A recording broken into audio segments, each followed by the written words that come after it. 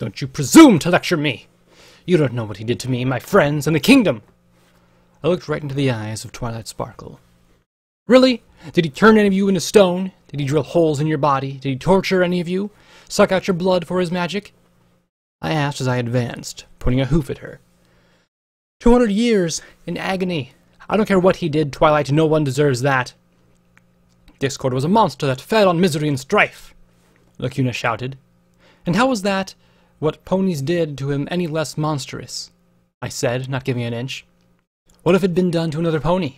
The fact that it was Discord didn't change how wrong it was. I meant to speak to Luna. I forced a recall of the flux once I knew how dangerous it was. Discord. It was a very busy time, Blackjack, she stammered, then shuddered. The alicorn swayed and whimpered as she curled up. I'm sorry. Twilight? I asked as I knelt. She looked up at me with teary eyes, and I hissed softly. I'm sorry, Lacuna. So is Twilight. Please, understand that she is sorry. She just forgot. She closed her purple eyes once more and shivered.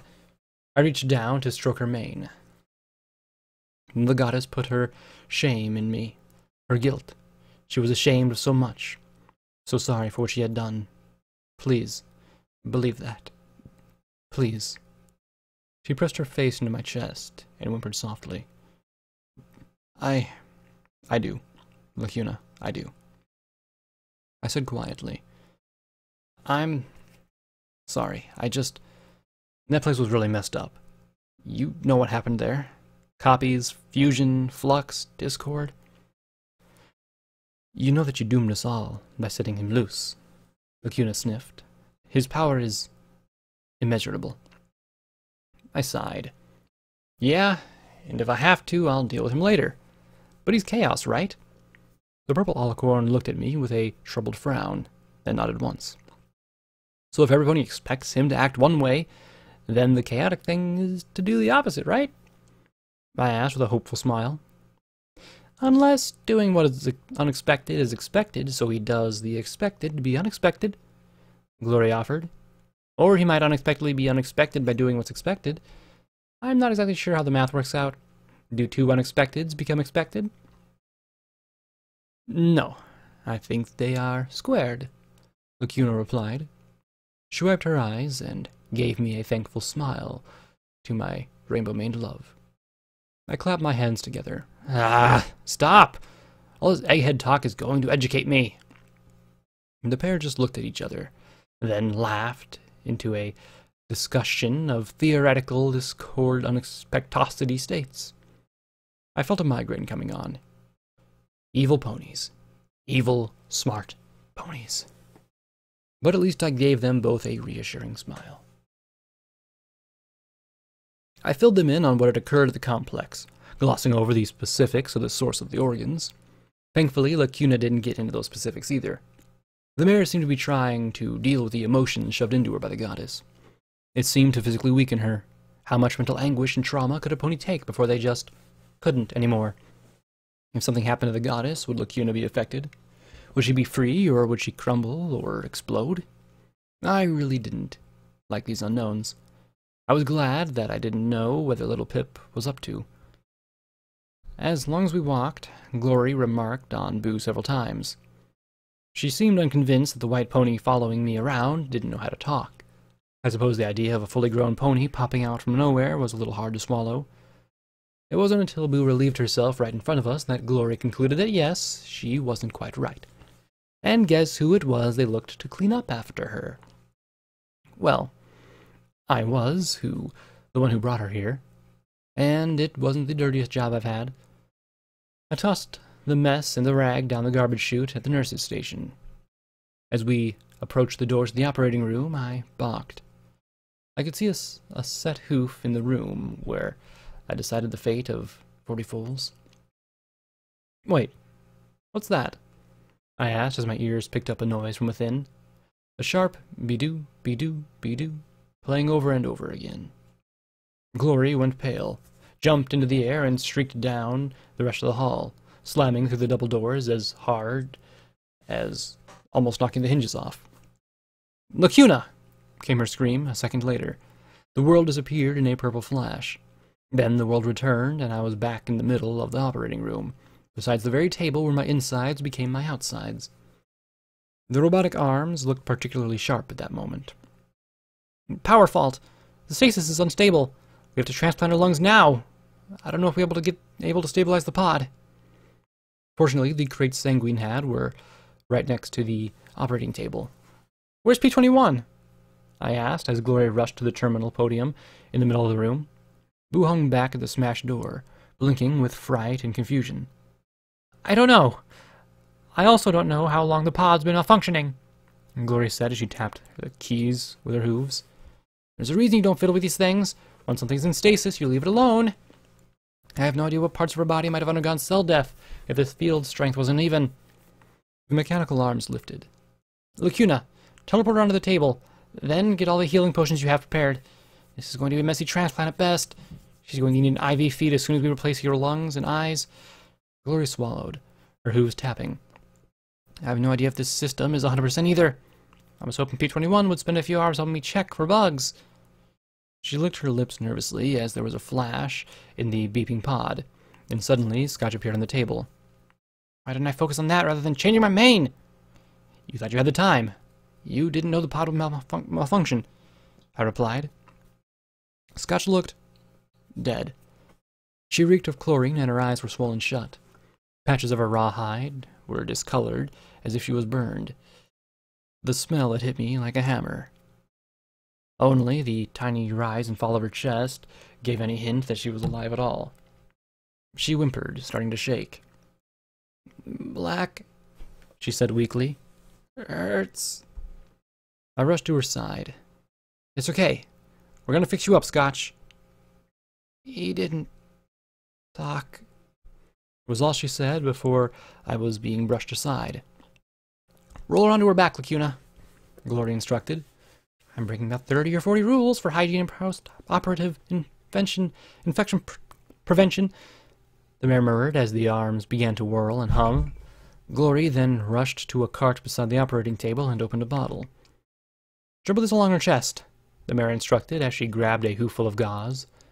I smelled the sharp tang of alcohol. Gloria then wiped down the filly's chest. Okay, medics will have to do. She froze and stared into the drawer. Where's the Med-X? There was 3 doses here already. She looked around the cart.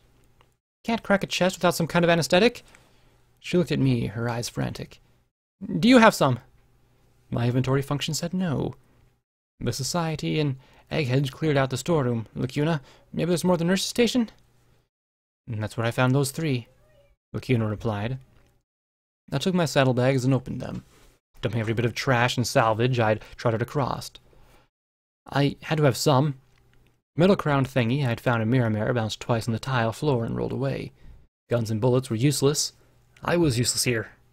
Then Lacuna swept the crown with her magic. A recollector. Perfect. Blackjack, give me a memory orb, the Alicorn instructed. I looked at the scattered orbs. Well, eeny, meeny, that one. I picked it up with my mouth and trotted over the table. I didn't want to risk getting sucked in with my wonky horn and all. The Alicorn put the crown on Scotch's head, and then slotted the orb into the spot where the black opal had been. It must have fallen out somewhere. At once, the filly went limp. I hope that's the gala, I murmured. Wait, did I even have that orb? Ugh, I needed to catalog and label these damned things. Okay, get clear, Gloria said as a pink talisman lit up over the operating table. That should stabilize her long enough to get finished now that she's under. I heard the purr of electric clippers, then saw a familiar vibrating blade move towards the filly. I swept up my fangs with my hooves and magic and dumped them into my bags, letting the inventory spell take care of the packing. Good. It's cutting nicely. All her internal organs seem to be functioning as well as can be expected. Her heartbeat is weak. We need to get this done fast. I heard a wet noise fill the air and looked away. I did not like operating rooms. No, thank you. I looked over at the malfunctioning pod and trot closer. A pink pony in my head put on a brown cap and I lifted a magnifying glass. There was dirt smudged onto the control panel next to the pod. I need to find P-21, I said sharply as I turned and ran for the hall. Boo scrambled out of my way. I needed to find him. Now. Missing Med-X, and he'd done something to the pod. He could hide from my eyes, but not from my EFS. I spotted a blue bar all by itself and homed in. I found him lying in the bathtub nearby. Dusty's hat pulled over his face. The 3 empty syringes were on the lip of the sink beside him. I felt a rage and fear like I hadn't felt in a long time. "Interesting place for a nap," I said sharply. "Go away," he murmured thickly. "Scotch in surgery now. She might be dying. Some pony messed with her pod," I said as I looked at the dirt on his hooves. He just lay there, twitching a little. "Go away," he repeated, putting a little more effort into it. I pulled the hat away and stared down at his constricted pupils as he stared up at me. His spasming limbs were relaxing bit by bit as he closed his eyes. "You took the chems for your daughter's operation to use yourself? How could you? And what'd you do to her pod? Did you try and open it?" I said lowly, and my eyes threw up a targeting reticule on his head. For once, I wasn't disturbed by that. I was way too angry. "Did you try and kill her?" He just lay there. "I'm sick of hurting." "Your leg is fine," I yelled at him, feeling sick myself. "It's been fine for more than a week. What the hell is wrong with you?" He covered his face with his hooves. "Hurts. I don't want to hurt anymore." "What do you mean?" I asked with a frown. "What hurts?" Maybe there was something actually wrong with him. "Everything," he muttered. "Everything always hurts. And when you're hurt, you're a good pony, you get a shot, and then it doesn't hurt anymore. Or if you struggle and fight, you get a shot, and it doesn't hurt anymore either." He closed his eyes again. "Go away, Blackjack." I tried to tell her, but I couldn't say a word.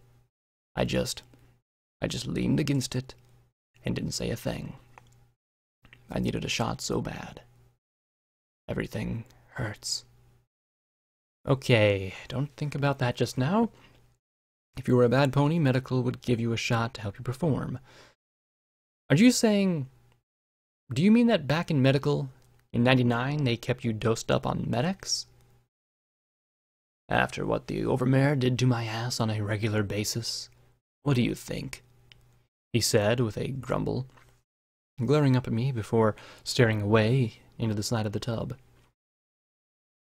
I was so glad Daisy busted my leg. It was an excuse to have a shot whenever I wanted. When we were in flank, I stocked up.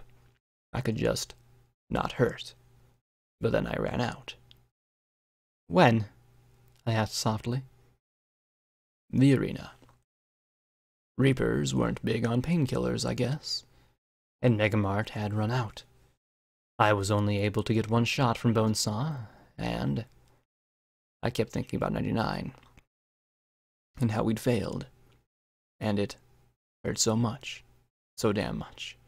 Everything hurt so damn much. I just wanted it all to stop." "But then I saved you," I murmured. "Why didn't you tell me you hurt so much?"